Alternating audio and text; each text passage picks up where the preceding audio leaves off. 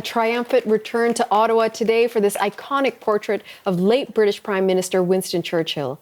The Royal Lion once again hangs in the Fairmont Château Laurier Hotel nearly 3 years after it was stolen. It ended up in a collector's home in Italy before investigators tracked it down.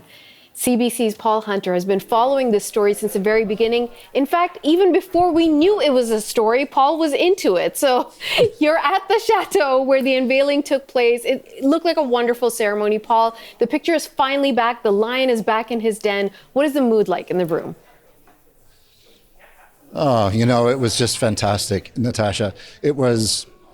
It's one of these rare stories that has a happy ending, right? Everything came together in the end. The stolen portrait was recovered, repatriated, brought back to Canada, and put back up on the wall where it had hung for so long for all Canadians to see. It was the mood was just wonderful. You want to see it? It's right here. Come on, let's go over here.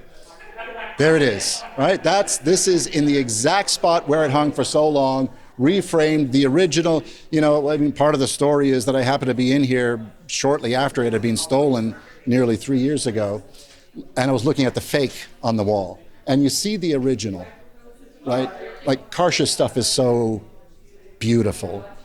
The fake was smaller, it had a terrible frame, and it hung over here somewhere. But it was it looked real enough that for months, nobody noticed. I was chatting with the fellow who works here at the hotel, Bruno, who was the guy who discovered it, who thought it was just hanging awry. Took it off, and then they go, oh my goodness, this is not it. Leading to this investigation that took Ottawa Police Services over to Europe, where they found that it had been sold at auction at Sotheby's to an art collector in Genoa, Italy, who once he found out that he had a stolen Canadian treasure, he was happy to give it back to Canadian authorities. That was a ceremony in Rome. Since then, packaged up in Rome, shipped to Canada, brought to the original framer who framed it back in the day, who's reframed it, leading to today, back on the wall, back home in Canada, in the Château Laurier, back where it belongs.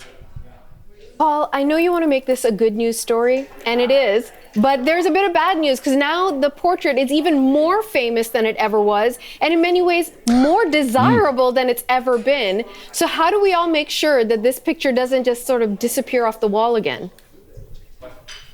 Yeah, fair point. And not lost on anybody at the hotel who knows the same thing. The notoriety of this now makes it, in theory anyway, even extra, wantable by bad people.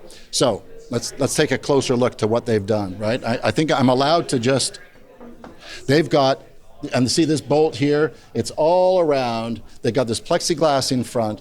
No one can touch it if they somehow reach behind. It's kind of floating plexiglass. It is alarmed. There's a bunch of Karsh portraits, none as famous, some are quite famous as well, but there's a bunch of Karsh portraits in this room. They took them all down. They have all got plexiglass. There's cameras everywhere now. And this alarm that I talk about. When they were rehanging them the other day, just on Wednesday, I think, they accidentally nudged one the wrong way, and a siren went off, and everybody raced. Everybody was in a panic. Not again, right? Just a false alarm. But it underlined, as Geneviève Dumas was saying today, to me anyway, it's like Fort Knox. She talked about security at the podium. Here's a clip of the general manager of this hotel, Geneviève Dumas. It's not moving, and I can tell you, we tried yesterday, when we put it back, Bruno mistakenly touched the alarm, and I'm sure they heard it all the way to the Parliament. Don't try this at home. It's loud. Heard it all the way to the Parliament. Of course, Parliament Hill is where this photo was taken in the first place. So full circle for the Roaring Lion, as it's known, for the moment, for now, forever, back home. That sounds good, but this is not finished business. So what is the current state of the investigation into this whole thing?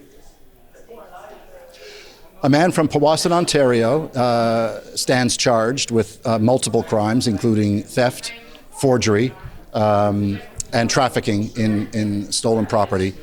He has made a court appearance. He has another court appearance due in March of 2025.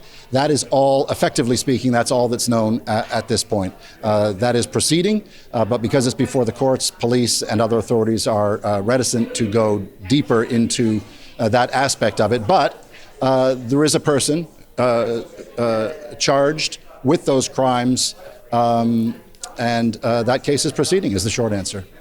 Paul Hunter in Ottawa, thank you so much.